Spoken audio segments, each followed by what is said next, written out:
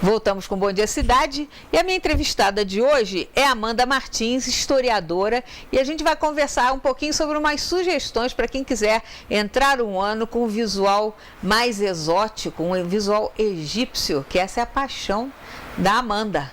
Amanda, bom dia, obrigada pela presença. Obrigada a vocês, agradeço a vocês pelo convite, muito obrigado por estar aqui para poder falar dessa minha paixão que eu tenho desde os 7 anos de idade. É isso que eu queria te perguntar, como surgiu esse teu contato, como você tomou contato pela primeira vez com a civilização egípcia? Então, Meilin, desde os 7 anos eu tenho essa paixão. Minha avó, né, Dona Miriam, ela adorava também tudo que era ligado ao Egito. E tinha alguns filmes e minha avó, como gostava muito, ela sempre estava assistindo na televisão algum filme relacionado ao Egito. E ela tem tinha muitos alguns e livros, ótimos filmes. E aquilo despertou em mim um interesse. Claro que na fase de criança e adolescência eu não era pesquisadora, nem sonhava em fazer história, não sonhava, não pensava, mas eu achava aquilo tão exótico, tão lindo, tão bonito, tão atraente, tão chamativo. Eu acho assim, é impossível não gostar de Egito, porque é tudo tão misterioso. E é isso que você acha tom que é de mistério, essa sedução que até hoje ainda exerce esse mistério, pessoas, né? Sim, porque milhares de coisas foram descobertas, porém milhares ainda estão para ser descobertas. É algo que não tem fim. Por mais que você leia, pesquise e veja filme, aquele exoticismo, ele nunca acaba. Porque os filmes normalmente também são filmes de Hollywood que a gente tem acesso, são filmes que historicamente, às vezes, muitas coisas, para quem é pesquisador, é historiador, vê que tem muita fantasia, porque eles têm que dar um interesse, né, para a pessoa que não é historiadora. Claro.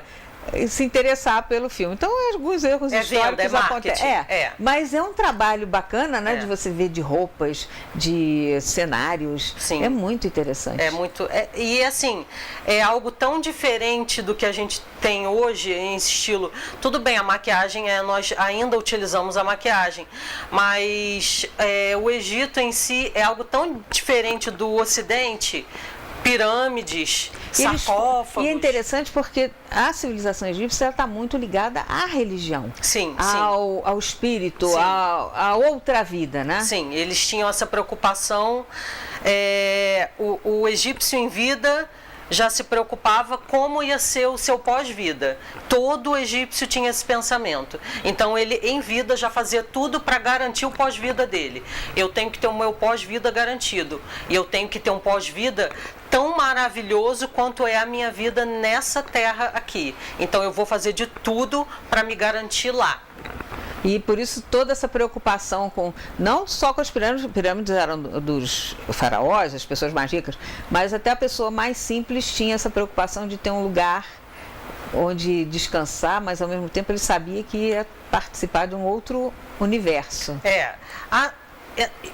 Assim, em termos, eu pensava antigamente que todos os egípcios teriam acesso a tudo que a elite teve acesso, porque na realidade no Estado egípcio, tanto no Antigo Império, Médio Império, Novo Império, só quem tinha condições financeiras muito abastadas teria um processo de enterramento e garantir o seu pós-vida. Porque era muito trabalhoso, né, o processo de era um gasto enorme. Eram 70 dias no processo de mumificação. Fora todo um aparato, fora a parte de extrair os órgãos, o sacerdote tinha que fazer isso, fora o livro dos mortos, que só quem poderia comprar. A partir do final da 17ª, início da 18ª dinastia, o clero em Tebas criou um livro dos mortos. Na realidade, criou uma garantia para que a elite local, que trabalhava geralmente ligado ao palácio, ao Estado egípcio, tivesse acesso ao pós-vida, um pós-vida tranquilo e sem perigos, de riqueza e alegria. E todos os filmes fazem questão de mostrar aquela história da múmia que volta dos mortos para atazanar a vida das pessoas, o retorno da múmia mesmo, você vê eles com o livro dos mortos e lê, aí a múmia... Quer dizer, criou-se toda uma fantasia que é interessante, né? E dizem que muito em torno da morte do Car Carter, que foi quem descobriu a tumba de Tutankhamon, e do próprio Lord Carnarvon, que foi quem patrocinou as escavações, que eles teriam morrido em função da maldição da múmia. Que a gente sabe que é mais uma... Sim, é uma interessante, fantasia. Não deixa de ser engraçado. Vem de livro, vem de filme. Vem de filme, mas não foi isso que aconteceu na realidade.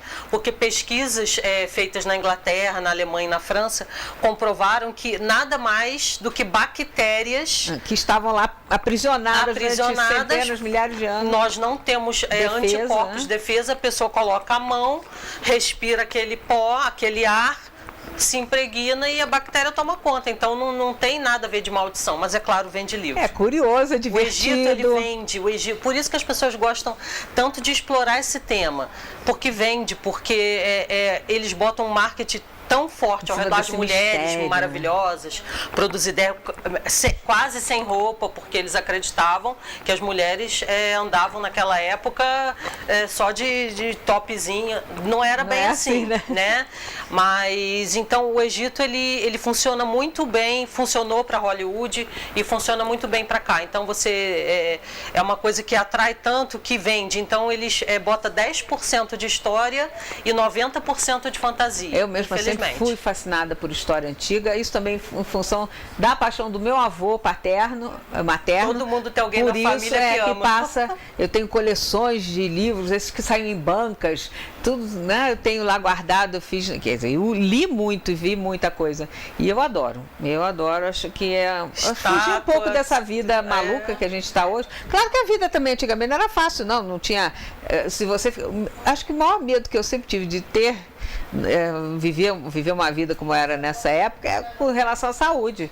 Já pensou arrancar um dente nessa época? Você já pensou? Tá louco, talvez no Egito não fosse tão ruim, porque a medicina deles era muito avançada. As técnicas que eles criaram de toda essa mumificação, de deixar o corpo lá com natrão. Para tirar a gordura, tudo muito tirar caro. Os órgãos. Né? Por isso tirava só o cérebro pelo nariz. Pelo nariz. Isso é uma coisa, era porque uma tudo pinça. degrada, então eles não conseguiriam mumificar se deixassem os órgãos internos. Sim. E é muito interessante. Tinha todos uns produtos e um aparato, e junto com isso a parte religiosa, porque o egípcio ele não pensava só religião, e a vida cotidiana, para eles tudo fazia parte de um todo. O cosmos era algo, era uma ordem, tudo interligado. Política, economia, tinha que caminhar junto com a religião, não tinha como separar. Então tudo para eles era muito importante, os deuses, o sol, a terra, a água, a religião e o comércio. Né? Então eles precisavam ter isso tudo muito interligado para que a paz, a prosperidade continuasse fluindo. Culto aos deuses, culto ao faraó, culto às estátuas nos templos, para que a prosperidade sempre deixa chegasse. De ser muito diferente do que é hoje. A gente tem esses cultos, só que outras figuras que têm pés de barro. Estou dizendo que na época ninguém é perfeito, não, porque os faraós também cometiam muitos crimes, tinha jogos de interesse lá pelos subalternos. Como o ser humano sempre foi o mesmo e tem sido o mesmo desde o seu surgimento. Desde que o mundo é mundo. Só que o Egito tem toda essa fascinação. Sara, a gente tem algumas imagens aí para a gente comentar? Você conseguiu? Olha só, olha aqui a maquiagem. O que você fala desse tipo de apresentação das mulheres? Então, esse tipo de apresentação, é importante a gente definir o seguinte. Isso é uma fantasia, né? Em cima do que essa fantasia, na realidade, era utilizada em momentos de cerimônia e momento de culto aos deuses, no momento mais propício para cultos religiosos. Então essa era uma peruca cerimonial. Era quase joias, todo mundo careca por causa do piolho, não é isso?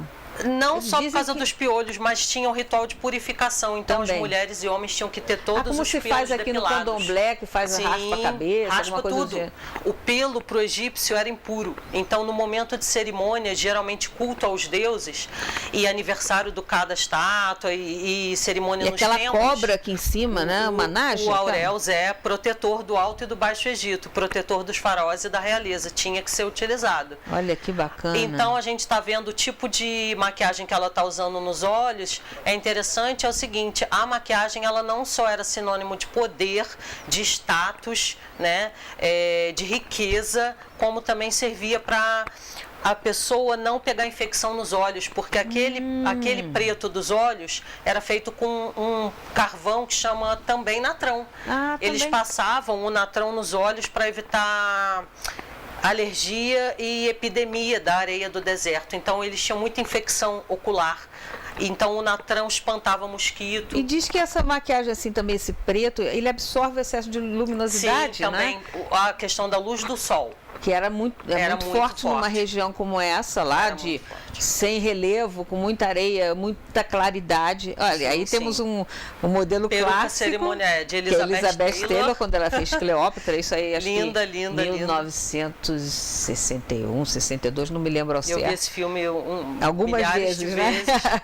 Lá em casa minha mãe via, minha avó. Tá vendo? Aquele rabinho puxado. Quer dizer, é uma maquiagem exótica que as pessoas até podem aproveitar para fazer para o Réveillon. Com certeza. E não é difícil de fazer. Se você puder comprar um delineador preto ou até um lápis cajal preto, não é difícil. Uma sombra verde, um pouco. Vai depender. Se você for à noite, né, você vai colocar mais escuro. Se for de dia, mais claro. Você pode colocar um azul turquesa, um verde. E de repente um pó translúcido, né, que é aquele que adequa ao tom da sua pele. Se você for, claro, sair à noite, você pode colocar um batom mais escuro e de dia, se for usar uma maquiagem no olho muito forte, um batom branco mais claro, clássico, né, com uma maquiagem branco, como essa. Ou então até mesmo um verde, né, para combinar com os olhos, com a sombra. Sombra verde. Olha só, ela bem contura a sombra, né, o contorno escura. Preto. Essa me parece ser Cleópatra, não? Essa também é uma das dizem que ela não era bonita. Não era bonita, não. Mas que foi uma mulher extremamente sedutora, tanto que seduziu o César, Marco Antônio. Né? E dizem que ela não era. Olha lá como ela se maquiava. Tinha espelhos, né? Não tão nítidos quanto os meus. Não, mas já existia, já.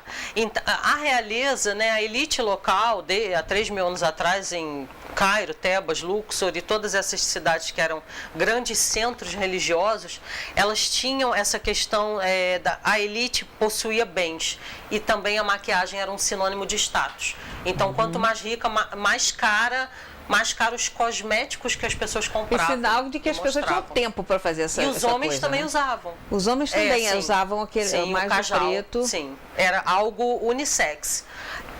Algumas imagens também nós temos de homens com aquela parte de maquiagem azul por cima dos olhos. Olha, sombra. Interessante. Como era um sinônimo de status, era um sinônimo de poder e riqueza, não tinha isso de só mulher usar.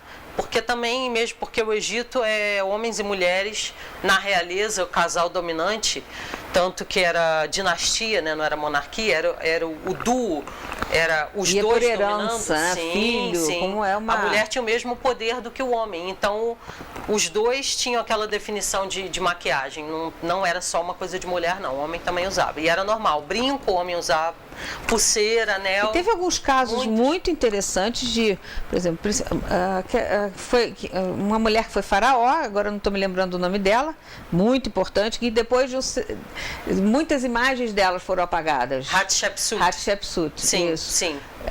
Uma mulher faraó, ela se apresentava como homem, se apresentava como mulher. As imagens construídas eram imagens masculinas. Ela era representada como homem. E a era de Akenaton também foi uma coisa muito complexa, que ele passou a adorar um Deus só. Sim, sim. Num país que era politeísta. Mais de 2.000 anos politeísta, e ele chega querendo implantar um Deus. O Atom, né, que era o disco solar. E também todas as imagens deles existentes foram destruídas depois. Algumas imagens dele foram destruídas porque logo depois que ele reina, temos Horemheb, que eram os generais da época que não viam com bons olhos a questão do monoteísmo. A civilização egípcia da época não via com bons olhos, né? Eles já estavam acostumados a cultuar Hathor, Ísis, Osíris, gato, não sei mais o que, Falcão, Anubis, Tote. Como que do nada chega querendo... Uma pessoa mudar radicalmente. Não deu certo. Durou 20 anos o reinado Ele criou dele. uma nova cidade, Amarna, né, onde ele cultuava o deus dele, e ele era muito místico, mas não foi compreendido. Né? Não foi compreendido. Porque ele quis implantar uma revolução. E essa revolução religiosa não deu certo. É muito bacana, né? E o que você recomenda, então, para a gente terminar? Como a pessoa pode firmar a mão? Tem que treinar, então, né? Para fazer tem esse que olho. treinar, você tem que ter assim, a mão um pouquinho firme para poder passar o delineador. Você vai, lógico, primeiro, se puder passar um produto para poder fixar a maquiagem, porque está fazendo muito calor, né? Então, para a maquiagem não escorrer. Gelo, né? Para fechar os poros. Isso, para fechar os poros. Passe um fixador de maquiagem. Você pode passar também... Você vai passar o teu delineador, né? Passe a sombra primeiro e o delineador por cima para não ter risco de borrar. É melhor. Depois pode passar um pó translúcido ou até mesmo um prime, e em cima do prime um pó translúcido, fixa bem, evita que derreta nesse calor. Se for sair à noite, uma maquiagem mais escura, um tom mais escuro, um delineador, né, preto, para quem gosta, né, do marrom, mas o preto é sempre mais bonito. Uma sombra azul ou uma sombra verde escura. Verde esmeralda, né? Verde esmeralda. Tem tudo a ver com o final de ano. Um gloss ou um batom, se for sair à noite, mais escuro. É porque tá todo mundo longe de ter uma cara de Elizabeth Taylor. Então precisa... Eu penso o seguinte, gente, a maquiagem, ela transforma o antes e depois da maquiagem. Eu acho que levanta a autoestima, eu acho que a mulher gosta. Né? Hoje em dia tem tanta coisa aí, não é tão caro, tem tanto produto acessível e de boa qualidade, a Vult. A Vult tem produtos que são um preço super acessível. Encontra-se em farmácias e lojas de maquiagem. Ninguém pode dizer que, estou... Shiseido, ninguém vai comprar uma Shiseido, né? Pro dia a dia. Não precisa comprar Chanel, gente. Não. Pode comprar ali o Vult, vai ficar linda e vai passar o ano novo feliz da vida com a autoestima lá em cima, que é isso que importa.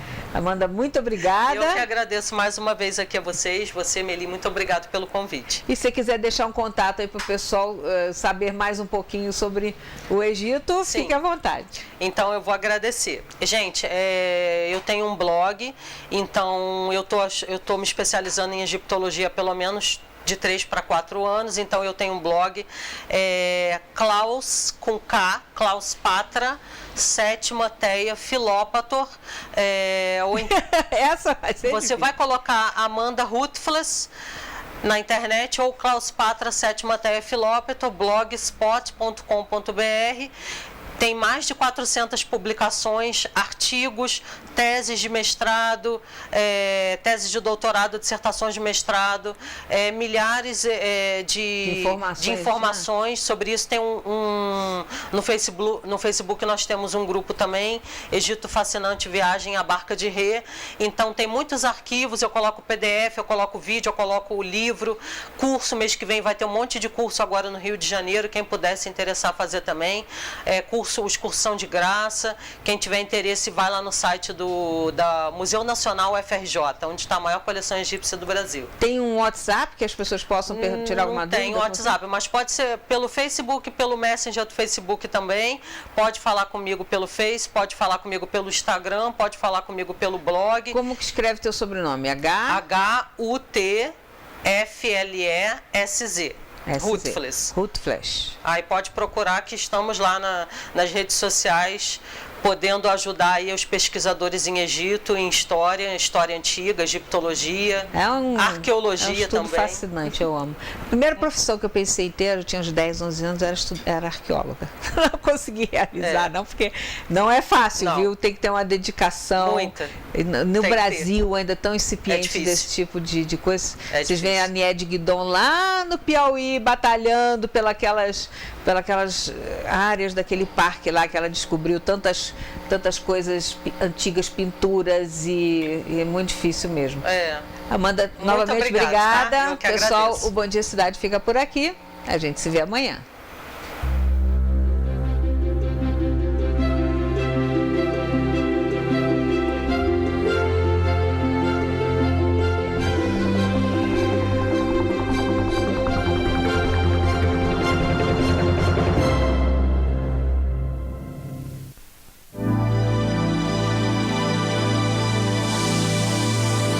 CBC 16. Aqui você se vê.